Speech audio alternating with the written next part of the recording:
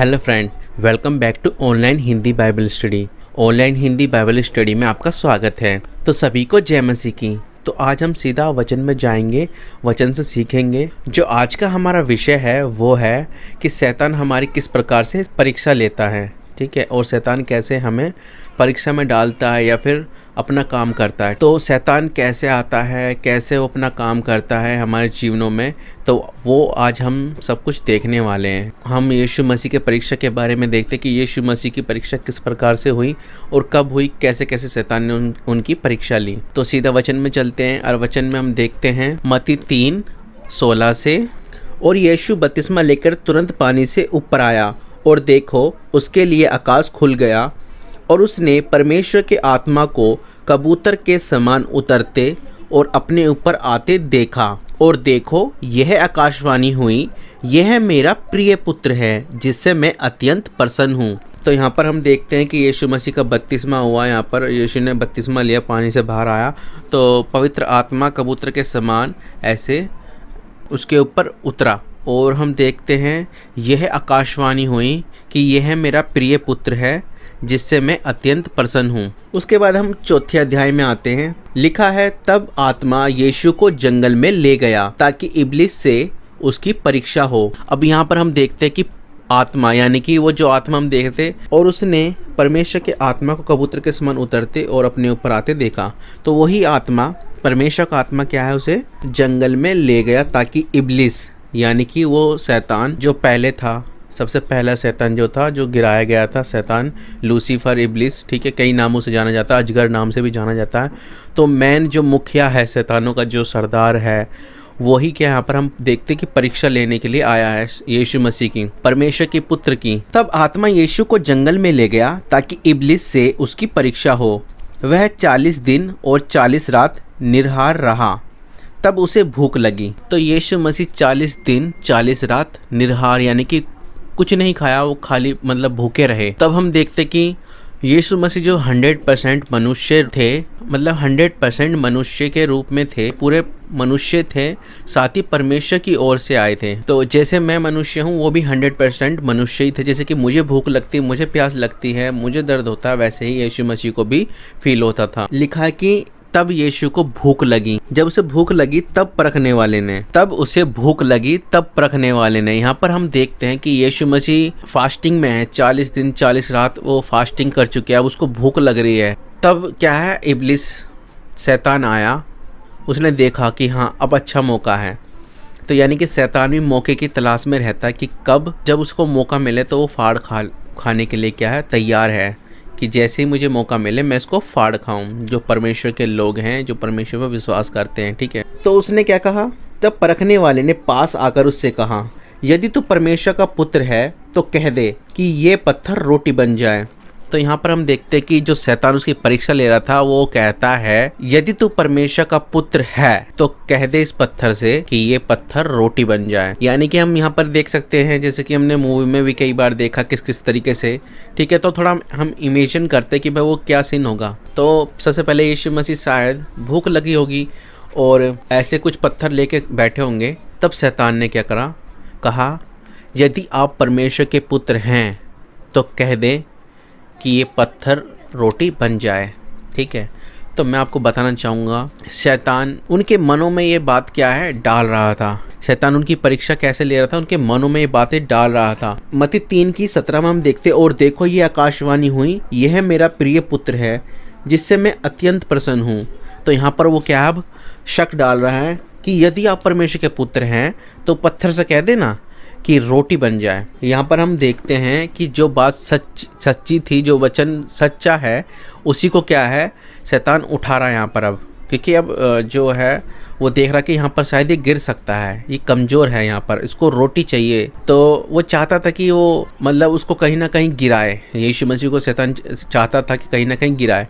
तो वो कहता है, यदि आप परमेश्वर के पुत्र हैं तो इस पत्थर से कह दे कि रोटी बन जाए। यीशु ने उत्तर दिया, लिखा है, मनुष्य केवल रोटी ही से नहीं परंतु हर एक वचन से जो परमेश्वर के मुख से निकलता है जीवित रहेगा। और परमेश्वर के मुख से क्या निकला, 3:17 में पढ़ते, और देखो ये आकाशवाणी हुई, यह मेरा प्रिय पुत्र है जिससे मैं अत्यंत प्रसन्न हूँ। यह मेरा प्रिय पुत्र है। प्रिय पुत्र, यानी कि पिता कह रहा कि ये मेरा प्रिय पुत्र है, मैं इससे अत्यंत प्रसन्न हूँ। यानी कि परमेश्वर के मुख से वचन निकल रहा है कि यह मेरा प्रिय पुत्र है, मैं इससे अत्यंत प्रसन्न हूँ। तेरे बोलने से क्या होता है शैतान, जब परमेश्वर के मुख से वचन निकल चुका है, ठीक है, मतलब परमेश्वर झूठा नहीं है, उसके मुंह में, उसकी बातों में जीवन है, जो वो बोलता है वो सच है।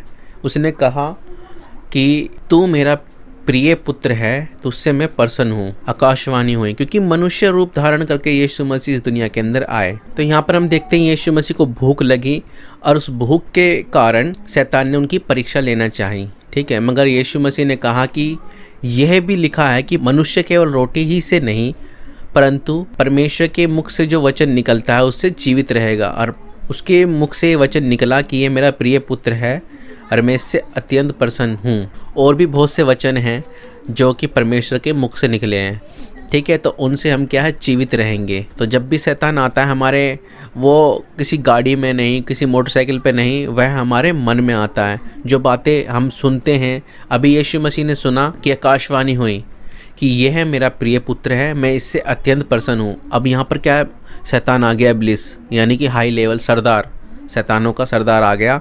वो मन में ऐसे मतलब बोल रहा है, उनको बोल रहा है, वो बोल रहा है कि यदि आप परमेश्वर के पुत्र हैं तो कह देना कि पत्थर रोटी बन जाए, यानी कि उसके मन के अंदर शक डाल रहा है वो। मगर यीशु मसीह ने भी क्या वचन से ही जवाब दिया कि यह भी लिखा है कि मनुष्य केवल रोटी ही से नहीं परंतु परमेश्वर के मुख से निकले हुए हर एक वचन से क्या है, जीवित रहेगा। उसके बाद हम देखते, तब इब्लिस उसे पवित्र नगर में ले गया और मंदिर के कमरे पर खड़ा किया और उससे कहा, यदि तू परमेश्वर का पुत्र है तो अपने आप को नीचे गिरा दे, क्योंकि लिखा है वह तेरे विषय में अपने स्वर्गदूतों को आज्ञा देगा और वह तुझे हाथों हाथ उठा लेंगे, कहीं ऐसा न हो कि तेरे पांवों में पत्थर से ठेस लगे। तो दोस्तों ये वचन भजन संहिता 91 उसका 12 आयत में लिखा हुआ है। वहीं से क्या है, शैतान ने उस वचन को उठाने का मतलब ये कि यीशु मसीह ने सब बाइबल को, पूरा जो पवित्र ग्रंथ है उसको पढ़ा हुआ है।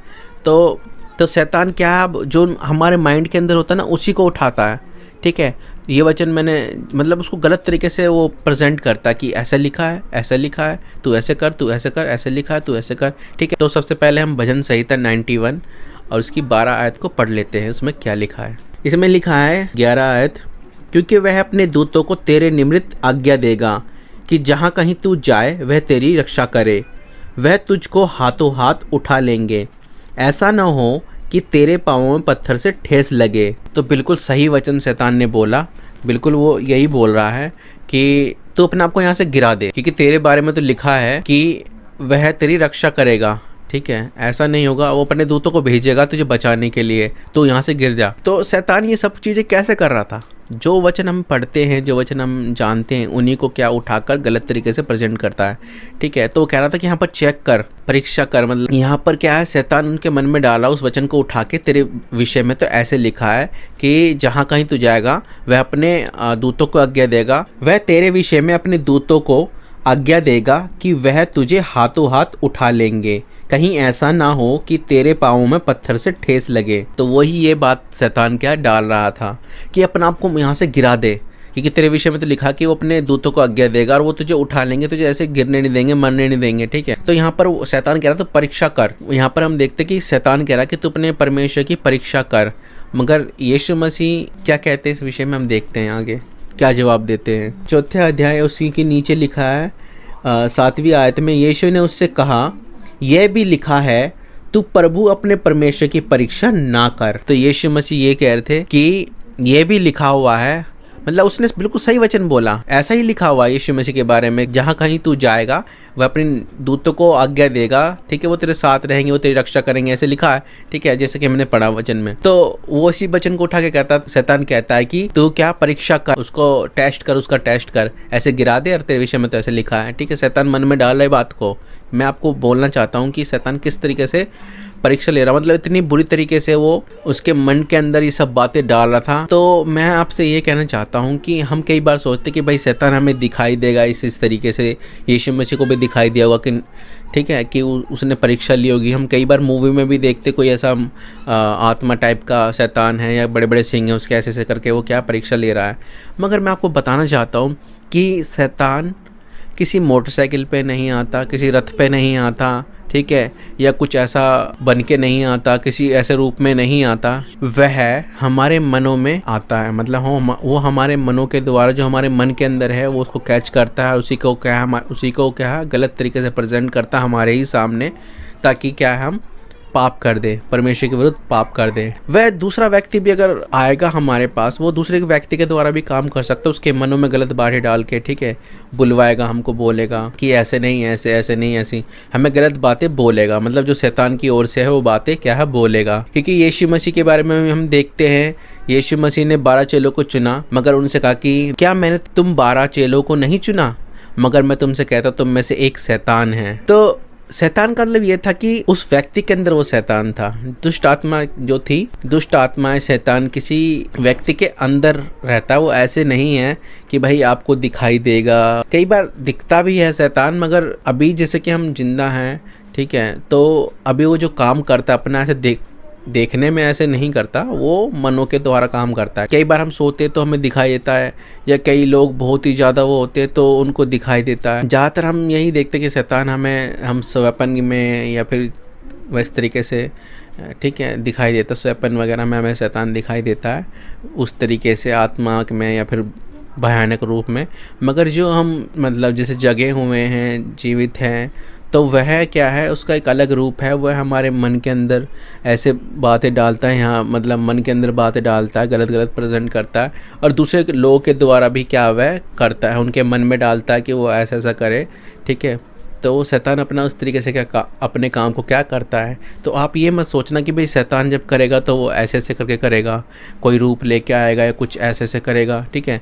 तो ये बात को आप हटा दे बिल्कुल। शैतान हमारे मनों में ही क्या है, इस तरीके से क्या है काम करता है, मनों में ही क्या हमारे अंदर गलत बातों को बोता है, डालता है। तो वह हमारे मन के द्वारा ही क्या काम करता है। तो यहाँ पर भी हम क्या है यही पाते हैं कि वह क्या है, शैतान यीशु के मनों में ये सब बातें क्या है डाल रहा था। जबकि यहाँ पर ऐसा कुछ जिक्र नहीं है, मगर मैं आपको बता रहा हूँ कि यीशु मसीह बैठा होगा ऐसे। कई बार हम देखते हैं कि वहाँ पर सांप के रूप में हम देखते हैं मूवी के अंदर कि भाई सांप के रूप में ऐसे रेंगता आया, मगर वो बताना चाहते कि भाई वो शैतान, अजगर, कई नामों से उसको जैसे बोला जाता है, वो शैतान ही है। मगर आप इस बात को समझने की कोशिश कीजिए कि वह हमारे मन के द्वारा काम करता है, या किसी व्यक्ति में उसके द्वारा वो काम कर सकता है, ठीक है। मगर वो एक उसका कोई रूप नहीं है, रूप है मगर वो अभी जैसे कि हम जीवित हैं तो लोग धोखा खाते हैं। मैं कहने का मतलब ये है कि लोग सोचते हैं कि भाई शैतान तो भयानक है, वो दिखाई देगा तब वो ऐसे परीक्षा लेगा, तभी हम सोचेंगे भाई शैतान ने किया है, ठीक है। मगर ऐसा नहीं है। वो हमारे मन के अंदर जो परमेश्वर के वचन हैं उसको क्या है तोड़ मरोड़ के गलत तरीके से हमें हमारे सामने प्रेजेंट करता है। वो मैं आपको उदाहरण दूंगा। जैसे कि मान लीजिए लिखा है कि भाई यीशु के कोड़े खाने से हम चंगे हुए हैं, कि उसके कोड़े खाने से हम चंगे हो जाएं, ऐसे वचन लिखा हुआ है। तो यानी कि यीशु मसीह के विषय में उस समय लिखा गया था कि उसके कोड़े खाने से हम चंगे हुए हैं। तो हम बोलते कि भाई यीशु के कोड़े खाने से मैं चंगा हुआ हूँ। उसके बाद ये वचन लिखा हुआ है। अब मैंने एक दिन प्रार्थना की मैं बीमार हूँ कि यीशु तेरे कोड़े खाने से मैं चंगा हूँ। तेरे वचन में लिखा है कि मैं तेरे कोड़े खाने से चंगा हुआ हूँ, ठीक है, मुझे चंगा कर, तूने मेरी बीमारी के लिए कोड़े खाए हैं, आमीन, ठीक है। उसने प्रार्थना की मगर वो चंगा नहीं हुआ, ठीक है। अब दूसरी बारी प्रार्थना की उसने कि यीशु तेरे कोड़े खाने से मैं चंगा हुआ हूँ, मुझे चंगा कर, नहीं हुआ। 2-3 दिन 4-4 5-6 दिन ऐसे हो गए, ठीक है। उसके बाद शैतान कहेगा अरे वचन में तो लिखा है तेरे कोड़े खाने से हम चंगे हुए हैं, ये तो हो ही नहीं रहे चंगे, गलत लिखा वचन में, झूठा है परमेश्वर। ऐसे से क्या शैतान मन में डालेगा। फिर क्या है लोग उसकी निंदा करेंगे, गलत बोलेंगे कि परमेश्वर तू झूठा है, तेने ऐसे से बोला हुआ, तू चंगा ही नहीं देता। मगर जो एक सच्चा इंसान होगा जब बातें आएगी तो वह क्या शैतान को डांटेगा, शैतान दूर हो जा। फिर वो अपने आप को चेक करेगा कि कहीं मेरे अंदर तो कमी नहीं। क्योंकि यीशु मसीह जिन लोगों को चंगा करता था तो उनसे कहता था जाओ फिर से पाप मत करना।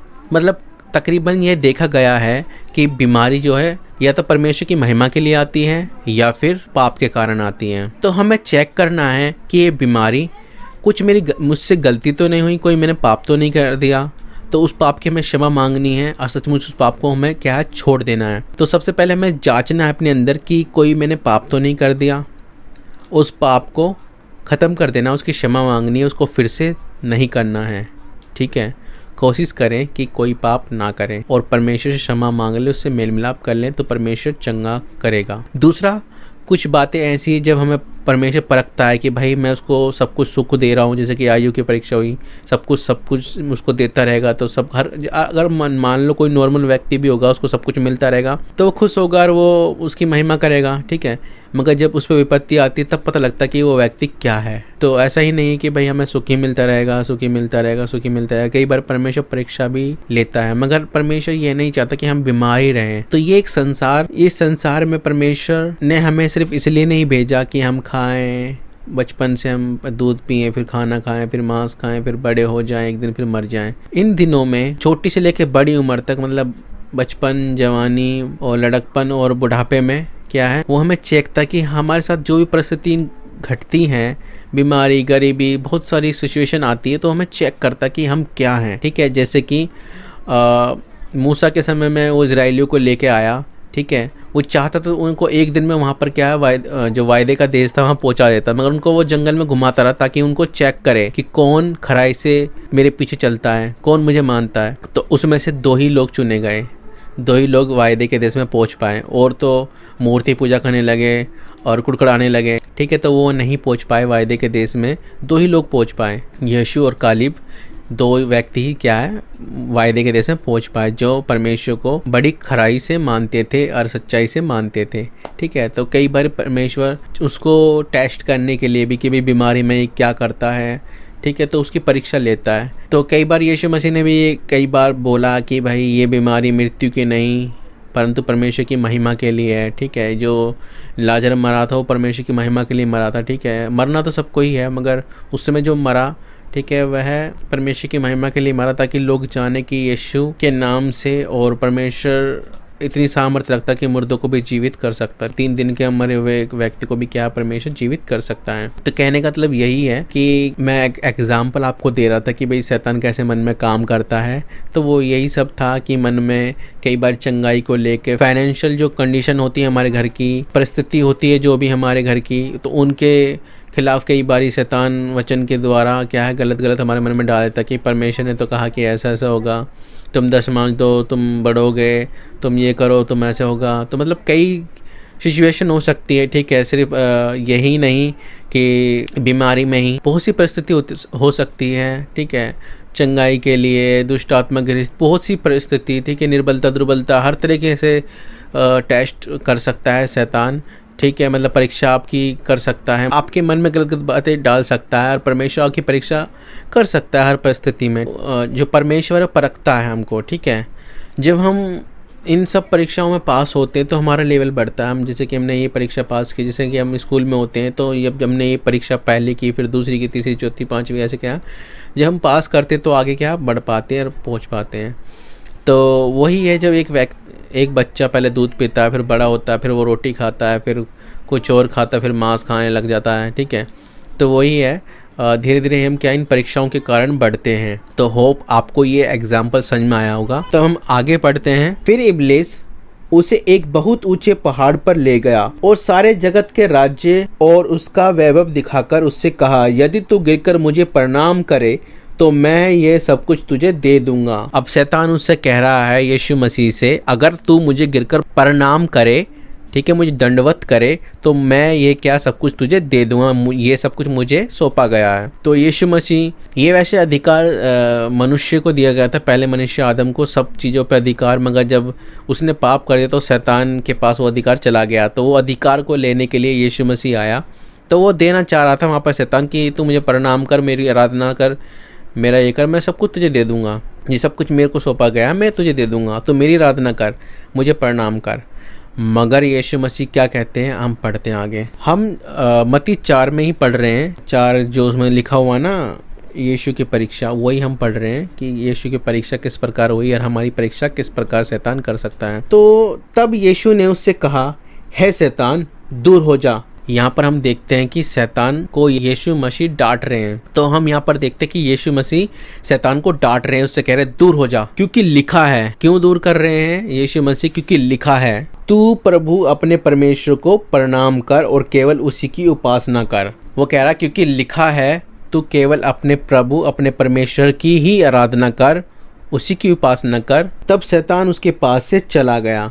तो अब यहाँ पर हम देखते हैं भाई शैतान कह रहा कि भाई इतनी इतनी बड़ी बड़ी परीक्षा इसकी ले ली, मगर ये तो भैया नहीं मान रहा। तो शैतान समझ गया भाई ये तो मुझे डांट रहा, मुझे भगा रहा है, मेरी दाल यहाँ पर क्या है, गलने वाली नहीं। तो शैतान ने जो भी यीशु मसीह के मन में ये सब गलत बातें डाली, ठीक है, अब इसने इतनी घिनौनी बात कर दी कि यीशु मसीह उसको डांटने पर, अब क्योंकि ऐसी बिल्कुल नेगेटिव बात उसने कर दी, बिल्कुल अलग, जो कि बहुत ही घृणित थी। ठीक है, वो कह रहा है कि तू मुझे गिरकर प्रणाम कर तो मैं ये सब कुछ तुझे दे दूंगा, मेरी उपासना कर तो मेरी आराधना कर।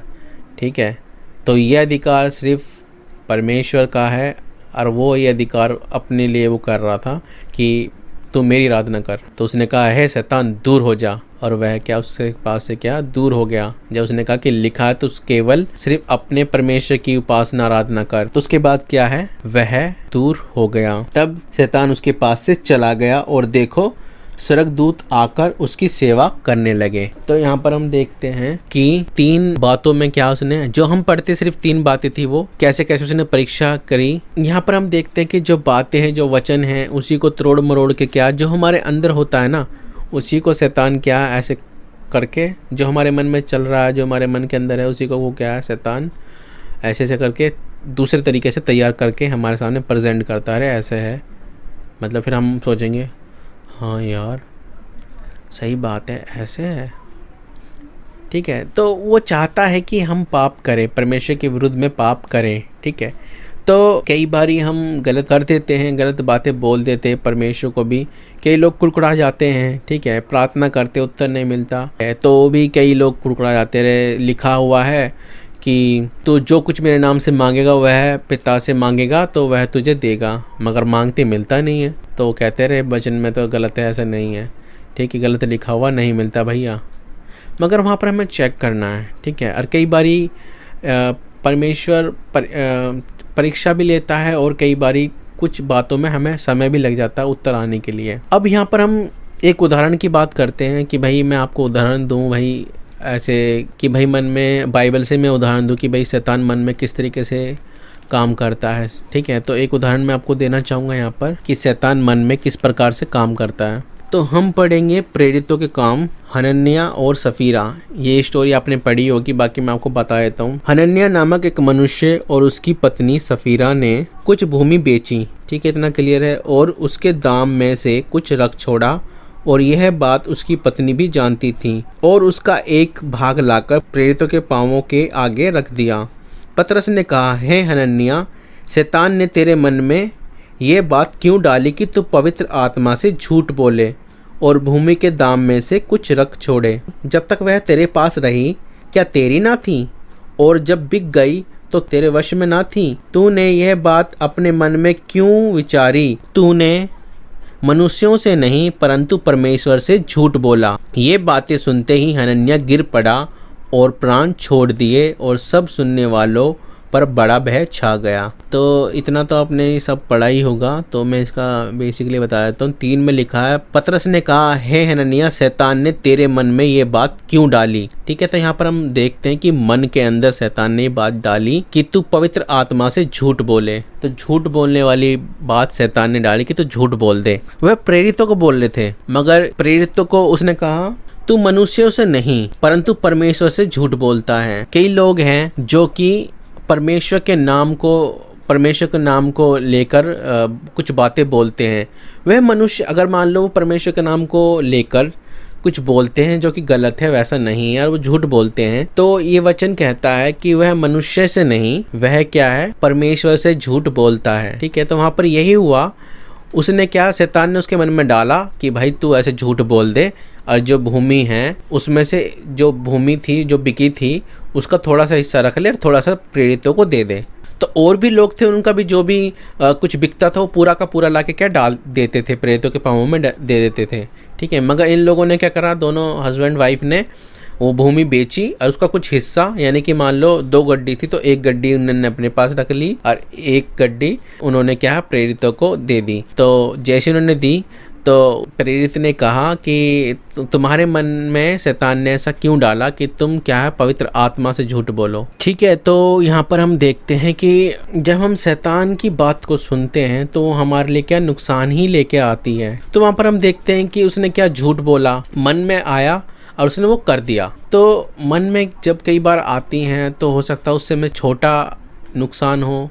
जब हम कुछ ऐसा बड़ा झूठ बोलते हैं, मतलब छोटा बड़ा झूठ तो खैर झूठ ही है परमेश्वर के सामने, मगर कुछ बातों का बहुत बुरा परिणाम होता है, कुछ बातों का छोटा परिणाम होता है, ठीक है। मगर परमेश्वर के नाम को जो ऐसे बोलता है, उसके नाम को लेके बोलता है, तो मनुष्य से नहीं, वह क्या परमेश्वर से झूठ बोल रहा है इस समय। अगर कोई कहे मैं परमेश्वर के सामने बोलता हूँ, परमेश्वर की कसम खा के बोलता हूँ, तो वह क्या है, अगर सच बोलता है तो सही बात है, मगर जो झूठ बोलता है तो वह क्या है, वो परमेश्वर से झूठ बोल रहा है। और लिखा है वो तो देखो मनुष्य ही थे, मगर जब उन्होंने ऐसा झूठा काम करा, झूठी बात बोली, तो उसने क्या अपने प्राण छोड़ दिए और वो मर गया, ठीक है। और सुनने वालों पे बड़ा भय छा गया। तो जब हम शैतान की सुनते हैं तो क्या हमें मृत्यु ही मिलती है, ठीक है, क्योंकि वो आया इसीलिए, अगर वह क्योंकि वो चाहता ही है कि हम गलत करें और मर जाएं, मृत्यु आ जाए। वो यही चाहता है, वह यही चाहता है कि हम पाप कर दे और मर जाएं। पाप तो देखो मृत्यु को लेकर ही आता है, पाप की मजदूरी मृत्यु ही है और साथ में नरक भी। तो यहाँ पर हम देखते हैं कि भाई मन के अंदर यहाँ पर भी क्या शैतान ने काम किया, ठीक है। तो शैतान जो परीक्षा लेता है वो हमारे मन में गलत बातों को डालकर, वचन को डालकर गलत तरीके से प्रेजेंट करता है और कहता है कि परमेश्वर ने तो ऐसा करा है और तेरे साथ तो ऐसा हो गया। अब मान लो एक लेडीज़ है, वह चर्च में गई, सोची कि भाई मैं आज बीमार हूँ तो चर्च में जाती हूँ और चंगी हो जाऊँगी। अब वो जाती चर्च में और चंगी नहीं हुई। अब शैतान आ जाता है। तो ये शैतान जो आया वो किसी मोटरसाइकिल पे गाड़ी में बैठ के नहीं आया, उसके मन में आया। अब वो उसके मन में बात कर रहा है, चर्च गई थी, हाँ चर्च तो गई थी, अच्छा बीमार थी तो हुई चंगी, हाँ यार बीमार थी, मैं तो सोची थी चर्च में जाकर चंगी हो जाऊंगी, मगर हुई नहीं। जबकि चंगाई होने ही वाली थी कुछ देर में, इतने में सही कह रही, फ़ायदा नहीं हुआ, मैं तो फालतू में गई चर्च में। मैंने सोचा कि भाई प्रार्थना करवाऊंगी और चंगी हो जाऊंगी, मगर कुछ नहीं हुआ। अब उसकी शैतान की हाँ में हाँ क्या उसने मिला दी। तो यहाँ पर उसने क्या कर दिया, पाप कर दिया, और वो चंगी होने ही वाली थी, ठीक है। कई बार ऐसा होता है कि भाई हम तुरंत जैसे प्रार्थना करवाई और तुरंत चंगाई मिल गई, कई बार हमें समय लग जाता है, जैसे कि 1 दिन का, ठीक है। वो परमेश्वर के ऊपर है, वो किस तरीके से किसी इंसान को चंगाई देना चाहे, वो तुरंत भी चंगा कर सकता है, हो सकता है समय भी लगे, धीरे धीरे वो चंगा हो, ठीक है। मगर वो और चंगी होने ही वाली थी, मगर क्या है यहाँ पर क्या शैतान ने उसके मन में डाल दिया, तू तो चर्च गई थी ना, वो कहती हाँ गई थी, चंगी हुई क्या, नहीं, हाँ फालतू में गई, बकवास है, ऐसा नहीं, मतलब उसने फिर कुड़कुड़ाना शुरू कर दिया। अब वो चंगाई जो मिलने वाली थी 5-10 मिनट बाद, वो चंगाई उसकी रुक गई।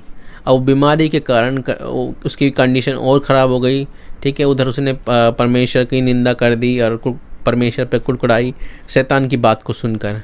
अब वो क्या शैतान यहाँ पर खुश हो गया और शैतान जो चाहता था वही हुआ, वो औरत बिना चंगाई पाए मर गई और परमेश्वर का उसने इनकार कर दिया था कि भाई मैं नहीं जाऊंगी आज से, ऐसे ऐसे। तो शैतान की जो इच्छा पूरी होगी, वो चाहता ये था कि परमेश्वर से दूर हो जाए और कुड़कुड़ाए और परमेश्वर से दूर हो जाए, उसने वही कर दिया और शैतान की यहाँ पर क्या जीत हो गई। तो मेरा कहने का मतलब यह है, शैतान इस तरीके से हमारे ऊपर काम करता है, हमारे मन में आके गलत गलत बातों को डालता है, उसको गलत तरीके से हमारे सामने प्रेजेंट करता है। तो आप भी सोचें, कहीं ना कहीं ये काम आपने भी किया होगा, हो सकता है छोटी बातों में, हो सकता है बड़ी बातों में, कि शैतान ने आपके मन में ये सब बातें डाली हो, कोई झूठी बात को डाला हो कि भाई तू झूठ बोल दे, या फिर तू परमेश्वर को कुड़कुड़ा दे, या परमेश्वर से झूठ बोल। कोई व्यक्ति परमेश्वर से झूठ नहीं बोल सकता, पवित्र आत्मा से झूठ नहीं बोल सकता। और अगर आपकी परीक्षा होती है, देखो परमेश्वर हम सबसे प्रेम करते हैं, वो हमारी परीक्षा लेते हैं ताकि हम बढ़े विश्वास में भी, और भी चीज़ों में हम क्या बढ़ें, तो वो हमारी परीक्षा लेता है। मगर इसका मतलब ये नहीं है कि परमेश्वर हमसे प्यार नहीं करता, ठीक है, वो बढ़ाने के लिए हमें क्या हमारी परीक्षा लेता है ताकि हम मजबूत बन जाएं। हमारा विश्वास जो राई के दाने के समान होना चाहिए। राई का दाना ऐसा है कि वो छोटा सा होता है बिल्कुल, मगर जब उसको बोते हैं वो जब उगता तो बहुत ऊंचाई पे जाता है। तो वही हमें क्या बनना है। तो होप आपको ये वचन समझ में आया होगा और आप जान पाए होंगे कि भाई शैतान किस प्रकार से हमारे जीवनों में काम करता है। और देखो, हमारा जो शत्रु है वो शैतान है, उसके बारे में हमें जानना ज़रूरी है। हमें पता होना चाहिए कि हमारा जो शत्रु है वो किस तरीके से हम पर घात लगा सकता है, हमारे साथ किस तरीके से वो हमसे लड़ता है, ठीक है, हमें किस तरीके से गिराता है, कैसे हमें नष्ट करता है, वो हमें पता होना चाहिए कि भाई हमें शैतान किस तरीके से घात लगाता है। तो होप कि आपको ये वचन समझ में आया होगा, आपने इस वचन से ज़रूर आशीष पाई होगी। अगर आपको कुछ भी समझ नहीं आता, अगर आप कुछ जानना चाहते हैं, आप हमें कमेंट कर सकते हैं, हमें मैसेज कर सकते हैं। आज के लिए इतना ही। सभी को जय मसीह की।